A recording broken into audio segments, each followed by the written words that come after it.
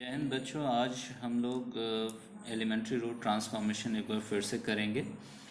Elementary road transformation का full proof method और easiest method अभी फाइंड आउट करने का हम प्रयास करेंगे। तो हमें हमारे पास एक गिवन मैट्रिक्स है ए, जिसका फर्स्ट रो 1 3 -2 है, सेकेंड रो -3 0 -5 है, 2 एंड थर्ड रो 2 5 0 है। स्टार्ट हम वहीं से करेंगे, a इक्वल्स टू आई ए, और इस आई को ए को हमें आइडेंटिटी मैट्रिक्स बनाना है और करस्पॉन्डिंग ट्रांसफॉर्मेशन इस आई में होगा, जो आई एक दूसरा मैट्रिक्स बी में कन्वर्ट हो जाएगा जो कि ए का इन्वर्स होगा। तो चलिए हम इसका प्रोसेस स्टार्ट करते हैं। हमारे पास ये हमने ए की वैल्यू और आई की वैल्यू सब्स्टिट्यूट कर दी है। यहाँ पर जब हम प्रोसेस स्टार्ट करेंगे तो हमारा टारगेट होगा, ये फर्स्ट टारगेट है हमारा, then this, then this, then this, this and this and this. तो हम जब सीक्वेंस में चलेंगे, कहाँ कहाँ हमें ज़ीरो चाहिए आइडेंटिटी मैट्रिक्स के हिसाब से, तो हम उन जगहों पे ज़ीरो लाने का प्रयास पहले करेंगे। तो हमें 1 2 3 जगह पे और 1 2 3 जगह पर इन टोटल 6 प्लेसेस पे ज़ीरो चाहिए। तो 6 स्टेप्स में आप लगभग इन्वर्स तक पहुंच जाएंगे। हमें ज़ीरो पे फोकस करना है बच्चों। आइडेंटिटी मैट्रिक्स बनाने के लिए 1 अपने आप हो जाएगा। तो आइए सबसे पहला जो एलिमेंट है इस पे फोकस करते हैं।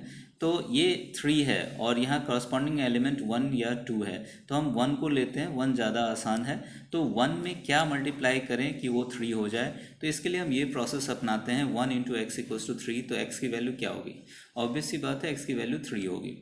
इसके हेल्प से अब हम R2 में चेंज करेंगे, R2 changes to R2 plus 3R1। किस फैक्टर से मल्टीप्लाई करें, उसके लिए हमने ये प्रोसेस किया है। तो हमने R2 को चेंज किया, R2 प्लस 3R1।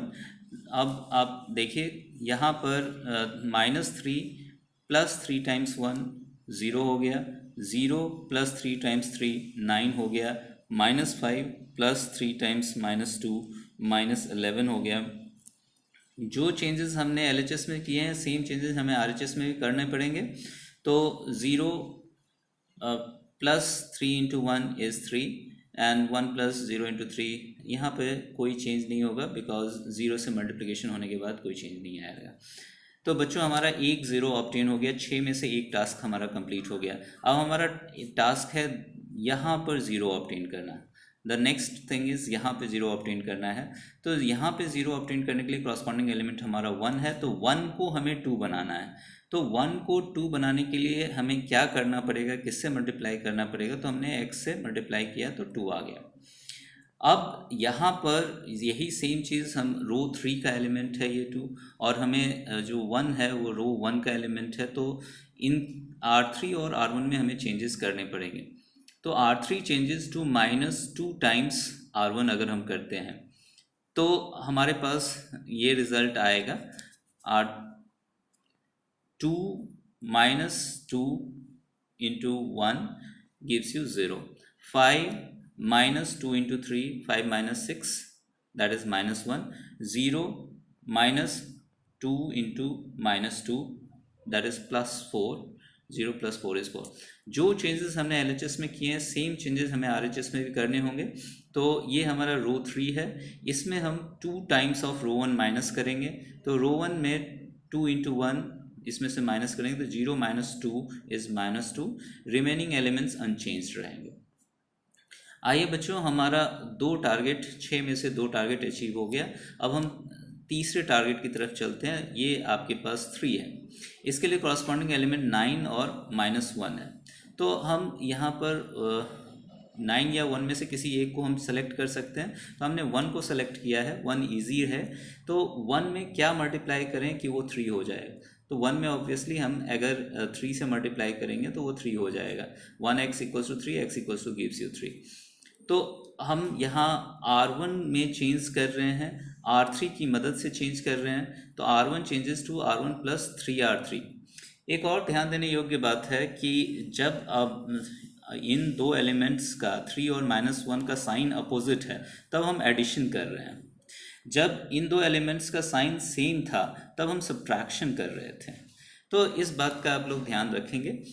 यहाँ पर हमने चेंज किया है R1 changes to R1 plus 3R3, तो R1 में चेंज आ रहा है, बाकी रोज को हमने एज इट इज़ कॉपी कर लिया है, 0 9 -11 0 -1 4। अब R1 में चेंज की तरफ हम बढ़ते हैं, तो R1 प्लस 3 टाइम्स R3 करना है, तो 1 plus 0 into 3 gives you 1, and 3 plus 3 into -1 that gives you 0, -2 plus 3 into 4 that gives you 10, -2 plus 12 gives you 10।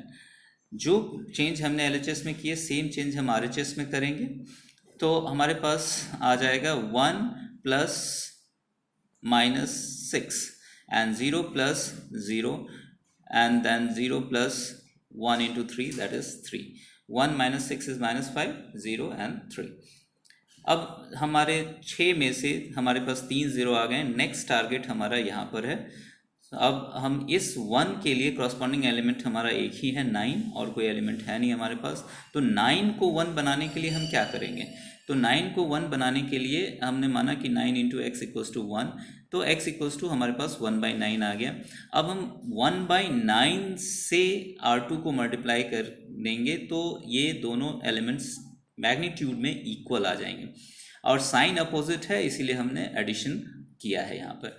तो आप देख सकते हैं यहाँ पर R3 changes to R3 plus 1/9 into R2 हमने किया। तो R1 अनचेंज्ड है, R2 अनचेंज्ड है, R3 में चेंजेस हैं, तो 0 plus 1/9 into 0 gives you 0, -1 plus 1/9 into 9 that is -1 plus 1 gives you 0. Now 4 plus 1/9 into -11 that gives you 4 minus 11/9। जो changes हम LHS में कर रहे हैं सेम चेंजेस हम RHS में भी करेंगे।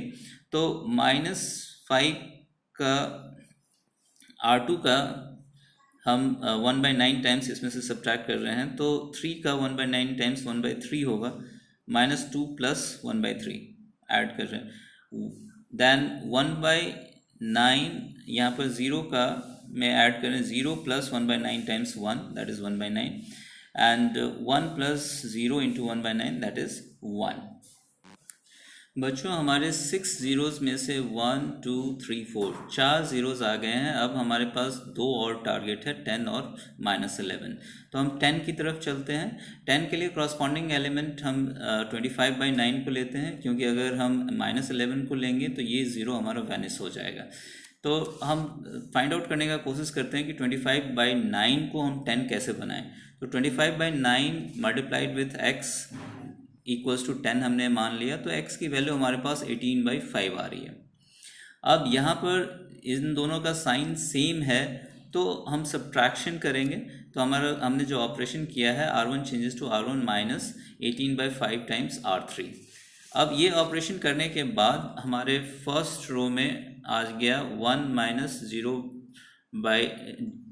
Into 18/5 and then 0 minus 0 into 18/5 and then 10 minus 18/5 into 25/9 that gives you 10 minus 10 that is 0। Same changes हम RHS में भी करेंगे, और -5 माइनस प्लस ये ऑपरेशंस आप रफ वर्क में कर सकते हैं। -5/3 into 18/5 आप इवेलुएट कर सकते हैं, -5 इंटू -18/5 उसे -5 के साथ आप कैलकुलेट करेंगे, आंसर आपके पास 1 आएगा। Then 1/9 into 18/5 is -2/5, so 0 - 2/5 is -2/5। Then 1 into -18/5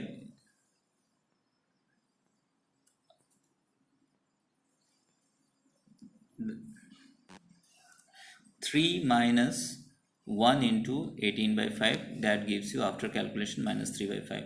तो इस प्रकार से हमारे 6 में से आपके पास 1 2 3 4 5 ज़ीरो आ गए हैं। अब लास्ट टारगेट हमारा 11 है, एंड 11 के लिए कॉरस्पॉन्डिंग एलिमेंट 25/9 है। 25/9 को हम 11 कैसे बनाएं, उसके लिए सिंपल प्रोसेस है। 25/9 x equals to 11, x gives you 99/25. अब 99/25 R2 changes to R2 plus 99/25 R3 हम करते हैं, तो इससे हमें क्या मिलेगा, इससे हमें R2 में चेंज करना है हमें, तो सेकेंड रो में 0 plus 99/25 times 0 and 9 plus 99/25 times 0 and then this minus 11 plus 99/25 into 25/9 that gives you 0.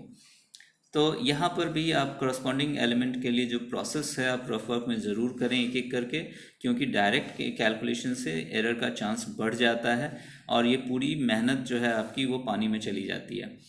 तो आप इससे अप्लाई करें, R2 में से 99/25 टाइम्स R3 हम सब्ट्रैक्ट कर रहे हैं, तो ऐड कर रहे हैं, तो आपके पास ये रिज़ल्ट आ रहा है। अब आप बच्चों देख सकते हैं कि हमारे पास यहाँ पर 1 2 3 4 5 6 के 6 जीरो आ गए हैं, मतलब हमारा काम कंप्लीट हो चुका है। अब हमें यहाँ पर 1 1 1 लाना है, अब हम 1 पे फोकस करेंगे। तो R1 में आपके पास ऑलरेडी 1 है, R2 में 9 है, 9 को 1 बनाने के लिए आप 1/9 से मल्टीप्लाई करेंगे। 25/9 है R3 में, तो R3 में 25/9 को 1 बनाने के लिए आप 9/25 से मल्टीप्लाई करेंगे and you will get same thing, same change will be done on RHS. So the final answer will be this after calculation. So A inverse is this, this is your final answer. तो बच्चों ये आसान और full proof method है, इससे गलती का chance बिल्कुल कम है, आप 100% इन्वर्स तक पहुंच जाओगे। आपको करना यही है कि आप 0 पे ज़्यादा फोकस करें, 1 ऑटोमेटिकली आ जाएगा आइडेंटिटी एलिमेंट के लिए। थैंक यू बच्चों, कोई डाउट हो तो आप ज़रूर पूछिए।